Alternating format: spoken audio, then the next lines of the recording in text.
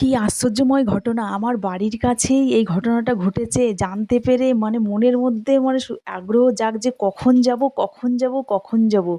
এই আমাদের এখানে হচ্ছে এই শিব ঠাকুরটা একটা ছেলেকে স্বপ্নে দিয়েছে যে, "তুই ওই জায়গাটা খোঁড়, আমি ওখানে আছি।" তো যাই হোক আমি জানতে পেরে তো সঙ্গে, সঙ্গে আমি মনে, মনে ঠিক করে ফেললাম আমি ওই ঠাকুর দেখতে যাবই। আমার যাই হয়ে যাক না কেন।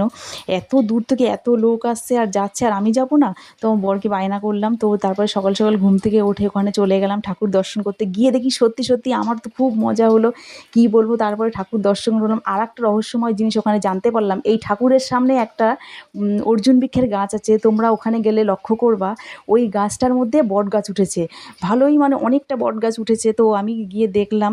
দেখার পরে সত্যিই আমার মনের মধ্যে বিশ্বাস হলো এখানে ঠাকুর আছে। আর আমাদের এখানে বিননগর বহুত পুরনো অনেক জিনিসই থাকে। তো যাই হোক সবাইকে বলব তোমরা গেলে গাছটাকেও লক্ষ্য করো।